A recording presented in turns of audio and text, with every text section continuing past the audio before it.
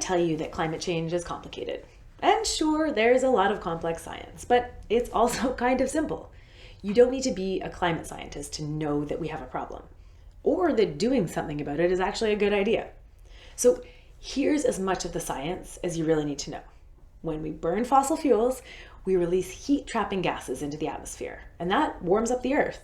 So to stop the planet from warming, we need to stop burning fossil fuels. That's it.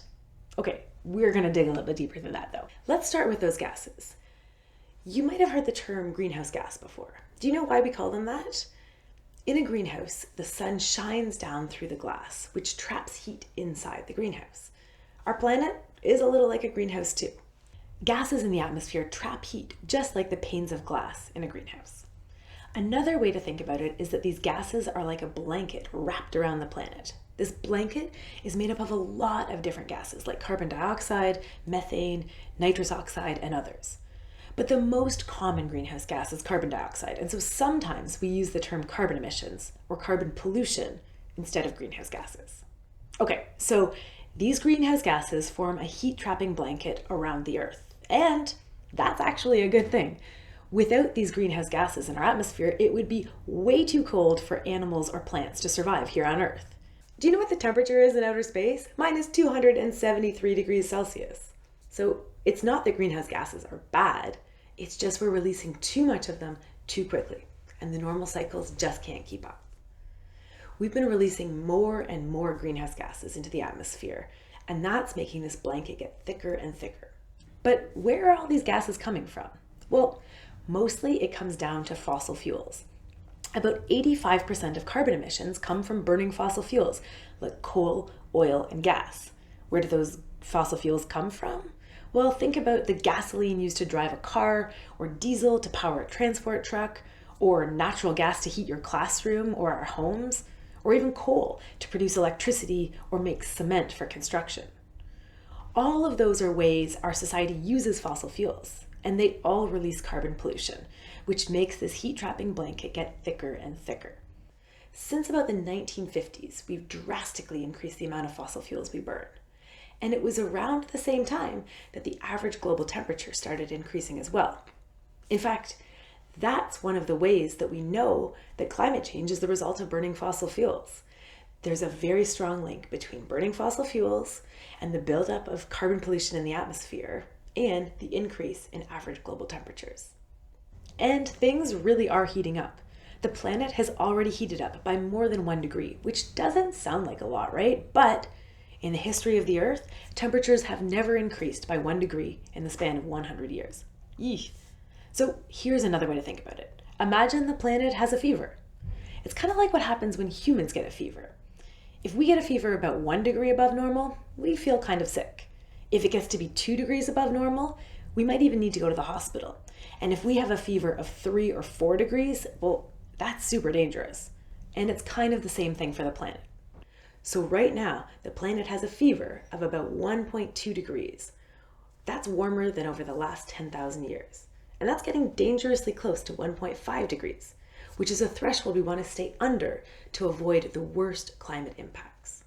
Okay, so the planet has a fever, but what does that actually mean for us? And winter in Canada can be kind of cold. Wouldn't a few degrees warmer be kind of nice?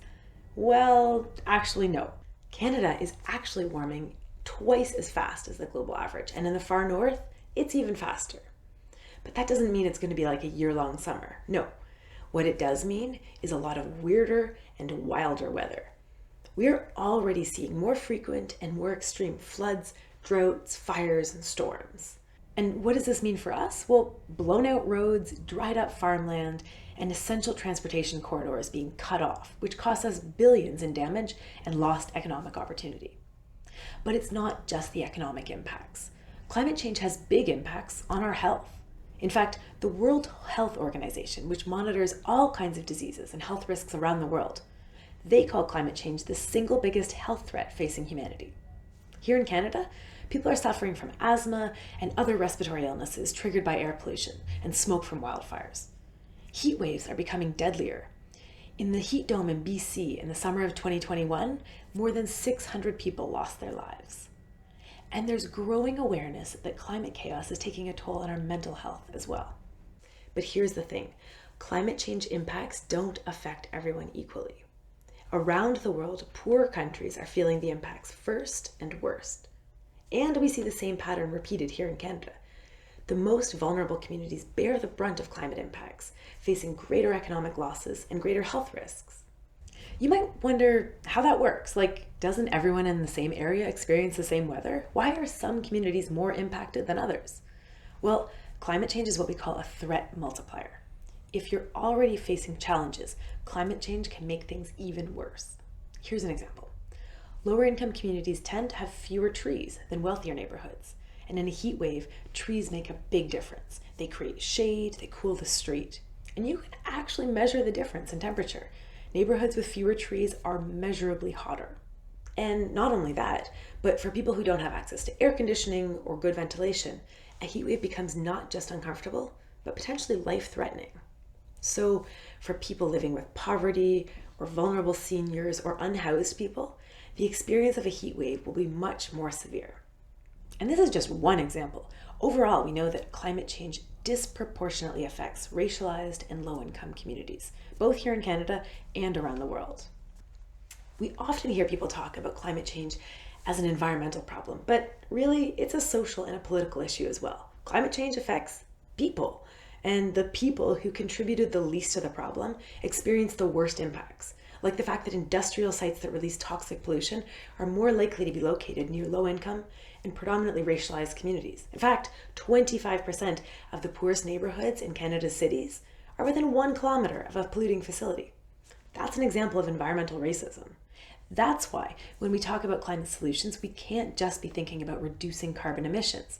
We also need to make sure that we prioritize communities that have been harmed by climate injustice, which includes following their ideas for how to make things better. Climate justice means finding solutions to the climate crisis that also helps make the world more fair. Okay, so that's Climate 101. We've covered a lot of ground.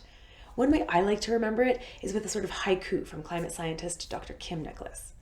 She says, "It's warming, it's us, we're sure, it's bad, we can fix it." Let's walk through that together. It's warming. Greenhouse gases like carbon dioxide are building up in our atmosphere, forming a heat-trapping blanket around the planet. The Earth has already heated up by 1.2 degrees Celsius. It's us. Those greenhouse gases are building up because we're burning fossil fuels like coal, oil, and gas. We're sure. There's very strong evidence that burning fossil fuels increases carbon in the atmosphere, and that results in warmer global temperatures. It's bad. We are already seeing weirder and wilder weather, like more heat waves, droughts, and extreme flooding. But the impacts aren't equal, and it's just not fair that the people who did the least to cause the problem are affected the most. But we can fix it? Well, actually, yeah. We actually have everything we need already to get off fossil fuels. And in fact, climate action can help make life better while addressing injustices. Although this isn't the story we often hear about. We talk more about this in the segment on climate solutions. So that's it. It's warming, it's us, we're sure, it's bad, we can fix it. Climate science in a haiku. If you're watching this with a class or a group, you may want to pause here for a discussion. Here are some questions you might want to consider. What stood out for you? Was there anything we said today that was new or different? What about weirder or wilder weather in your community? Have you noticed any changes maybe since you were younger? And can you think of any other examples of environmental injustice, the unfair impacts of climate change? What are some of the ways in which vulnerable people or communities are at greater risk when facing climate impacts?